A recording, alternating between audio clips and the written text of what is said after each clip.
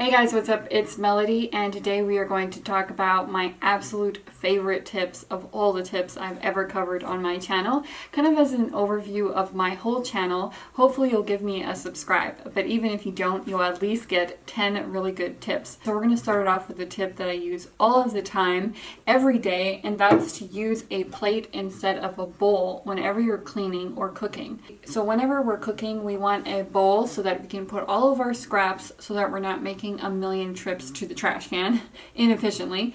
So we're using a bowl usually, but I argue that a plate is way better than a bowl. It doesn't have a rim and it has more surface area, so it's easier to get it on the plate. Not only that, but a plate is so much easier to clean off. It fits in the dishwasher so easily because it's so slim.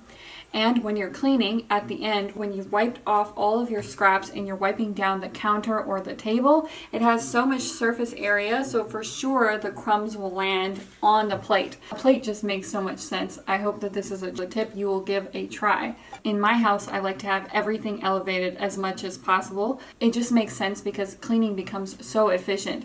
So I do this by using Velcro as much as I can.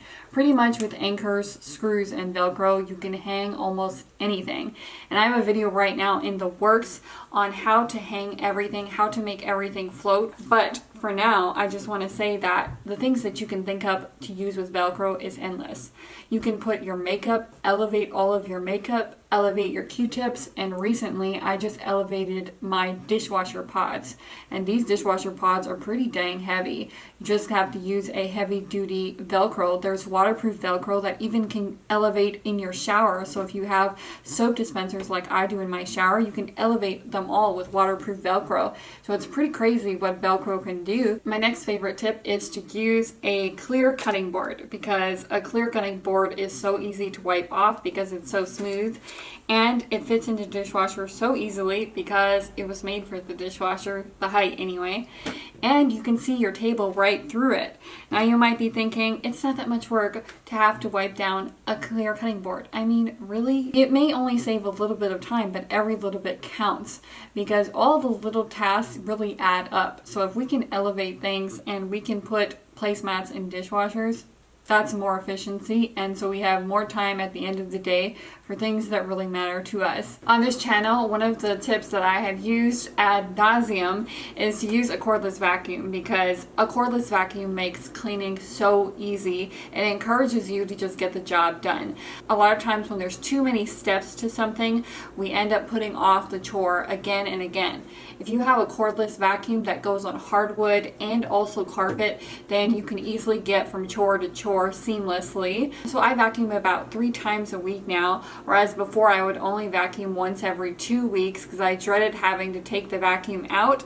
And the vacuum also looks really nice because it's white and clear, so you can just leave it out. Anyway, I can't say enough good things about my cordless vacuum. I especially really like it because it is one of the more affordable cordless vacuums. The battery has never run down on me. I've been able to vacuum every place I've been at, and the vacuum is still going strong. So it's definitely worth giving a try. One of my next favorite tips is to use a cordless drill. And if you have puny little arms like mine, then you should use a mini cordless drill. So I absolutely love this. If you're just doing things around the house, knocking things out, my tip is always to keep things lightweight, because the heavier things are, whether it's a vacuum or even just a cleaning solvent, if you're having to lug heavy things around the house, you're a lot less likely to do them. And this mini cordless drill is perfect because I can knock out every single home improvement task myself, so I don't have to wait on anybody. So if you're waiting on someone to put up your curtains or your picture frames, just get a little mini cordless drill and you can knock it out yourself. The thing I really like about this one in particular is it comes with a second battery. So it has 2 batteries in there, which is essential. So if you're going to have a really lightweight drill, it's probably going to have a little battery. So you have 2 batteries on you at all times, so one's always charged, ready to go. I think that's so much smarter, is to have 2 batteries and have a lightweight drill than to have one big heavy drill with a big battery that lasts a long time, but you got to carry that battery all around the house with you. It's really empowering to be able to do things yourself and to not have to wait for anyone. Probably my favorite item of all time, and I've only begun to realize this recently, that this is my absolute favorite product of all time, is my remote control outlets. I've had them for a long time, and I don't have just one set of these. I put it in every room of the house because it just makes so much sense to be able to turn on all the lights instantaneously wherever you are at, or to even just turn on one of them individually. So no longer do you have to be going underneath your Christmas tree trying to plug something in, and also it's eco-friendly because it shuts off all the electricity to the outlet when you leave the house, so your items aren't drawing power from them even when they're plugged in. And probably my favorite feature about it is that it goes through walls. In a lot of remotes you have to point it directly at something to make sure it's registering. This will literally go through walls. And even if you have 2 remote systems in your house, it will only communicate with the hubs that you've set it up with. It's pretty remarkable, and guess what? I put Velcro on the back of my remote and stuck it underneath my nightstand because, of course, everything has to be elevated. My next tip is to make your home as eco-friendly as possible, to use reusable items as much as possible. There is a very good reason for this, because every little bit counts. Efficiency counts.